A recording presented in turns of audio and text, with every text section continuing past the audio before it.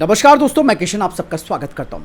दोस्तों, क्या आप जानते हैं कि भारत का AMCA, तेजस मार्क 2 और भविष्य में जो आने वाले हमारे फाइटर जेट्स हैं उनके लिए सबसे बड़ा चैलेंज केवल एयरफ्रेम, रडार या स्टेल्थ नहीं होने वाला, बल्कि सिर्फ एक चीज़ चैलेंजिंग होने वाली है, वो है जेट इंजन का कोर। ये वही टेक्नोलॉजी है दोस्तों जिसे दुनिया के गिने चुने देश पूरी तरह बना सकते हैं।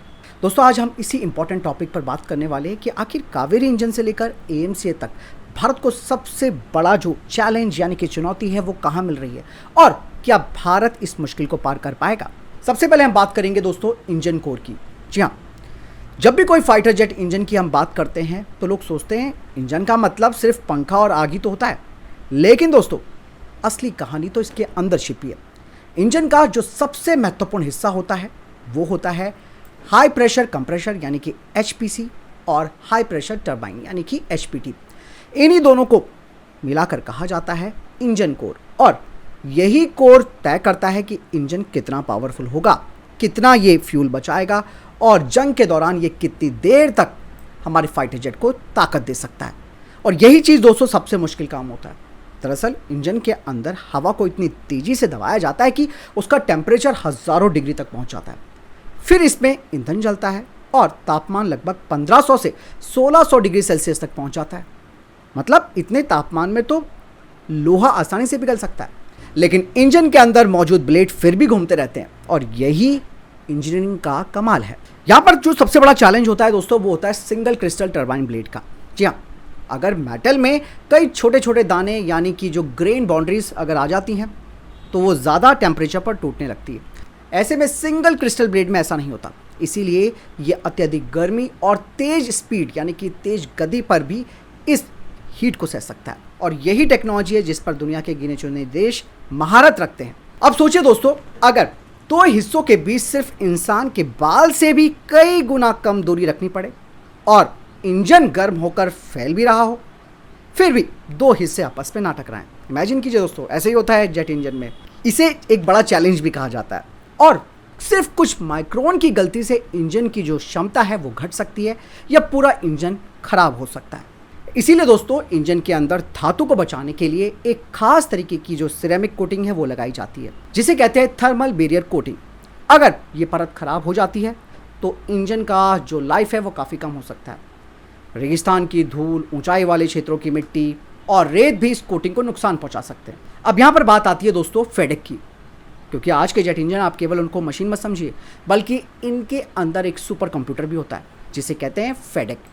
फेडेक का मतलब होता है full authority digital engine control, जो तय करता है कि कितना ईंधन देना है, कितना थ्रस्ट बनाना है और इंजन को कब किस स्थिति में सुरक्षित रखना है। और अगर दोस्तों फेडेक सही से काम नहीं करेगा तो इंजन स्टॉल हो सकता है। अब सबसे बड़ा सवाल है कि भारत अभी तक कहाँ पहुँचा है इंजन बनाने के क्षेत्र में। अभी तक आपको पता ही है कि हमने अभी तक अपना कोई फाइटर इंजन नहीं बनाया, जिसके पीछे कई कारण हैं। पहला कारण यह है कि भारत ने लंबे समय तक इंजन टेक्नोलॉजी में लगातार इन्वेस्टमेंट नहीं किया।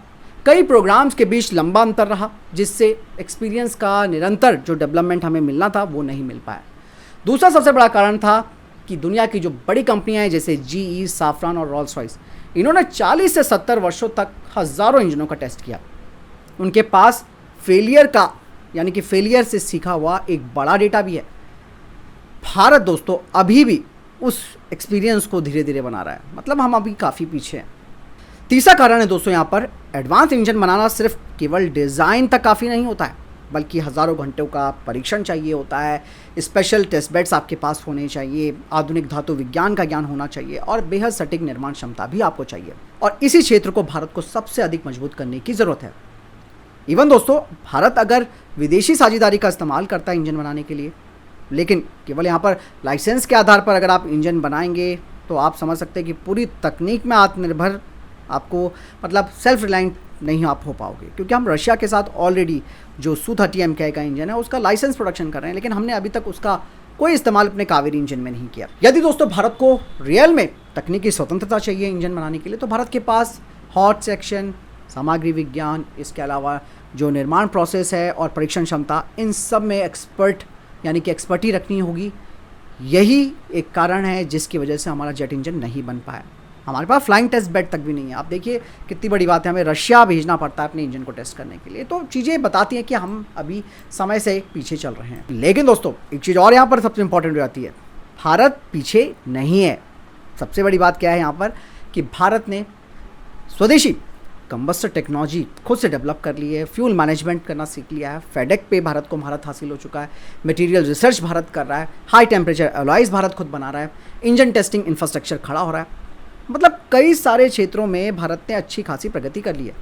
और अब सबसे बड़ा जो हमारा टेस्ट है वो है इंजन कोर टेक्नोलॉजी को पूरी तरह मैच्योर बनाने का। तो कुल मिलाकर कंक्लूजन दोस्तों यही कहता है कि एएमसी जैसे फाइटर जेट का भविष्य केवल उसके स्टेल्थ डिज़ाइन पर निर्भर नहीं करेगा, बल्कि दोस्तों उसकी असली ताकत उसके इंजन में होगी।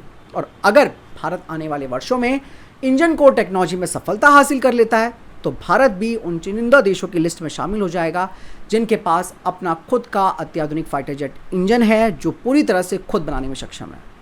लेकिन दोस्तों यहाँ पर यह बात भी समझनी ज़रूरी है कि कोई 1-2 साल का काम तो ये होने वाला नहीं है। दुनिया के जो भी देश इंजन बना रहे हैं उन्हें इस लेवल पर पहुंचने के लिए दशकों का इंतज़ार करना पड़ा, जिसमें उन्होंने रिसर्च करी, फेलियर्स उनके पास आए, लगातार पैसा उन्होंने लगाया।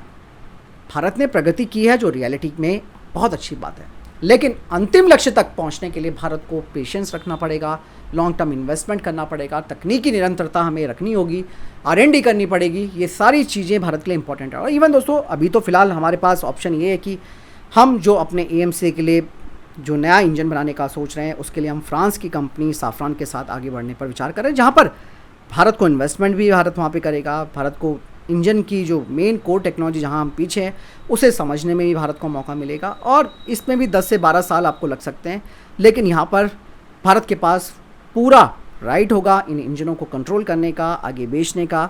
तो वो भी चीज़ें हो रही हैं साथ के साथ, लेकिन हमने जो 30 से 40 साल लगातार प्रयास नहीं किया अपने कावेरी इंजन पर, तो उसी वजह से हमें सेटबैक्स का सामना करना पड़ रहा है, जो कि वाकई में दोस्तों एक बड़ी टेंशन की बात रही है। क्योंकि आज हमारे तेजस फाइटर जेट्स खड़े हैं, लेकिन उनमें इंजन की कितनी बड़ी देरी हो रही है आप समझ रहे हैं।